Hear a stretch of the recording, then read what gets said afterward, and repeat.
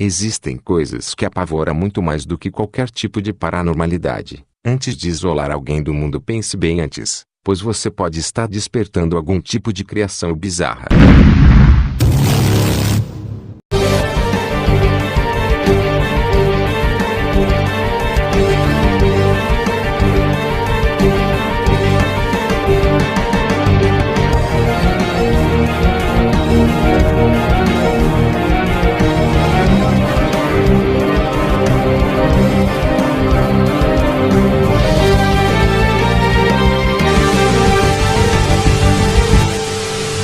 O canal Tenha Medo Fatos vem trazendo a vocês fatos curiosos arrepiantes a vocês, história e fatos reais que você não sabia. Mas antes de começar o vídeo, deixe seu like e se inscreva no canal para que a gente apareça nessa enorme dimensão. Se inscreva-se também nos canais parceiros, link na descrição. Abraços.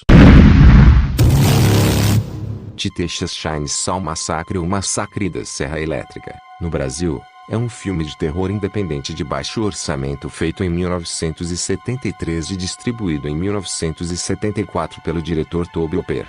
O elenco do filme inclui Marilyn Burns, Gunnar Hansen, Terry McMillan, William Vail, Egin Nell e Paulo Partine.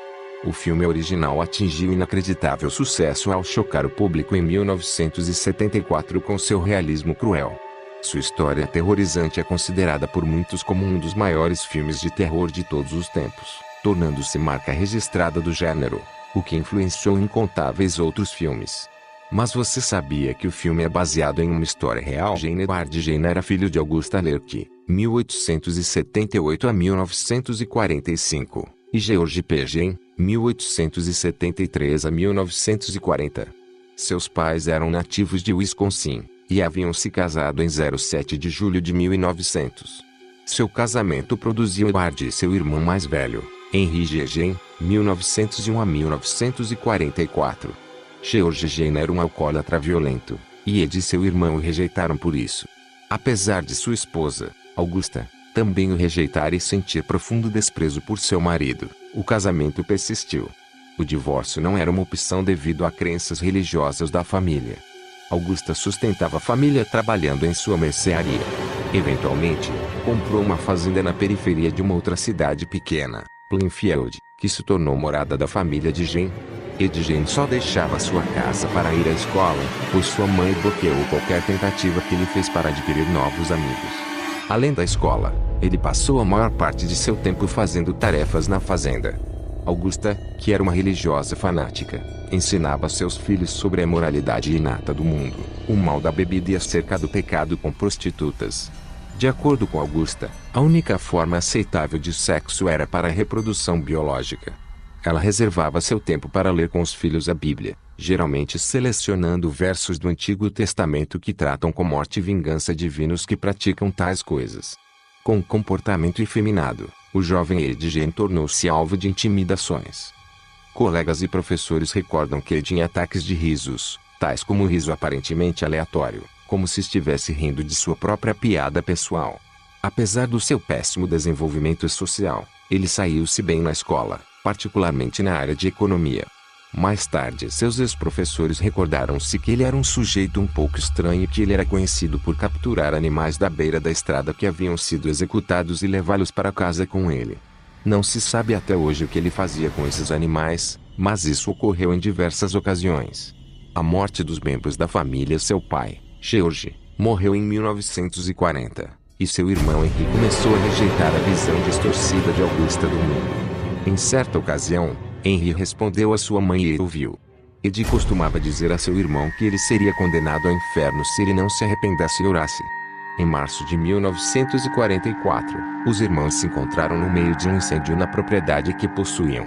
Quando Ed falou com a polícia, disse que não sabia onde seu irmão estava. Porém, mais tarde, ele levou os policiais até o local que estava o cadáver do irmão. Apesar de não haver provas contra Ed, Henry sofreu trauma contuso na cabeça. O médico legista do condado decidiu que ele morreu de asfixia enquanto lutava contra o fogo.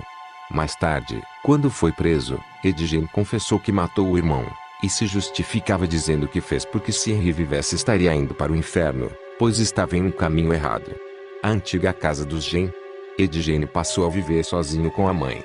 Menos de 2 anos depois, em 29 de dezembro de 1945, Augusta morreu de uma série de acidentes vasculares cerebrais, deixando seu filho aflito sozinho na fazenda isolada. Depois de sua morte, ele se tornou ainda mais estranho. Acredita-se que após a morte da mãe é que ele começou a roubar cadáveres do cemitério local. A polícia suspeitava que Ed Gein estava envolvido no desaparecimento de uma balconista, Bernice Orden, em Plainfield em 16 de novembro de 1957. Ao entrar em um galpão em sua propriedade, eles fizeram sua primeira descoberta horrível da noite. O cadáver de Orden tinha sido decapitada, seu corpo sem cabeça pendurado para baixo por meio de cordas em seus pulsos e tornozelos, como um animal em um frigorífico.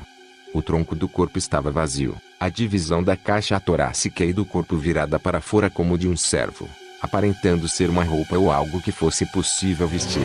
Acima, imagens do corpo de Bernice Orden, encontrado na propriedade do Gein em novembro de 1957. Além disso, a polícia encontrou na casa de Ed Gein crânios humanos pendurados, pele humana formada em um abajur e usada para estofar assentos de cadeiras, tampas de crânios humanos, aparentemente em uso como tigelas de sopa, além de um coração humano. Porém existem controvérsias entre as próprias autoridades sobre isso, pois os relatórios dos investigadores afirmam que o coração estava em uma panela no fogão, mas alguns fotógrafos da cena do crime alegam que estava em um saco de papel. A pele do rosto de Marie Hogan, proprietária da taberna local, também foi encontrado em um saco de papel na cena do crime, além de puxadores de janela revestido por lábios humanos, um colete mamária criado a partir da pele de uma mulher, um cinto feito de várias partes humanas, meias feitas de carne humana, entre muitos outros objetos terríveis que sugeriam a realização de um verdadeiro massacre. Na vizinhança, haviam relatos de crianças que foram até a casa de Gein de que existiam nesses objetos esquisitos, que Ed Gein descrevia como relíquias dos mares do sul, que, supostamente, foi enviado por um primo que tinha servido na Segunda Guerra Mundial. Após investigação, descobriu-se que eram peles faciais humanas, cuidadosamente descascadas de cadáveres e usadas por Gein, talvez como máscaras. Gein admitiu sob interrogatório que ele escavava túmulos de mulheres de meia-idade recém-enterradas que pareciam com sua mãe. Ele negou ter relações sexuais com os corpos exumados por ele, explicando: eles cheiravam muito mal. Durante o interrogatório, Gein também admitiu que matou com tiro Hogan, que estava desaparecida desde 1954. Logo após a morte de sua mãe, Gein decidiu que queria mudar de sexo, embora isso seja uma questão de debate se ele era ou não transexual, já que ele nunca disse ser. Mas uma coisa é certa, ele vestia-se como mulher para que pudesse fingir ser sua mãe. Novas descobertas e prisão. Em 1995, perto do local da antiga casa dos Gein, foram encontrados ossos de até 11 esqueletos humanos, todos de mulheres, com exceção de um. A polícia local disse que, embora eles não tivessem 100% de certeza, é provável que todos estes 11 restos mortais foram obra de Ed Gein, pois são restos mortais da época em que ele vinha cometendo assassinatos na área. O resto mortal de sexo masculino era de um carteiro que desapareceu no ano anterior. Ed Gein foi preso, mas foi dado como mentalmente incapaz e mandado para o Central State Hospital, que mais tarde se tornou uma prisão. Ele foi transferido para o Mendota State Hospital em Madison, Wisconsin. Em 1968, médicos declararam que ele estava são o suficiente para ir ao tribunal. O julgamento começou no dia 14 de novembro e durou uma semana.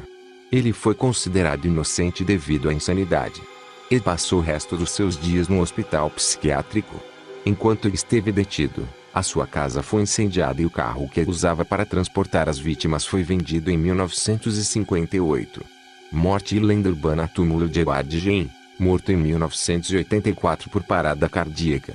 Ele morreu em 26 de julho de 1984, vítima de falha cardíaca e respiratória, devido a câncer, no Hospital Mendota Mental Health Institute.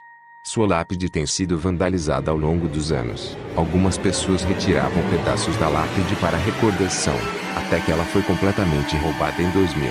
A lápide foi recuperada em junho de 2001 e dada a um museu em Altoma, Wisconsin. Muitas pessoas ao longo dos anos desde sua morte afirmaram ter visto Ed Gein andando pela rua caminhando na direção de sua antiga casa. Ele é visto frequentemente pelas estradas em torno de sua antiga casa. Vários casais jovens alegaram terem sido abordados por um homem que se encaixa na descrição de Jen. Muitos afirmam que Jen foi bater nas janelas de seus carros, e muitas dessas pessoas nem fazem ideia dessa história. A polícia local se recusou-se a divulgar o retrato falado do homem porque ele se assemelhava muito a Ed Jen. Tenha bons sonhos, se puder.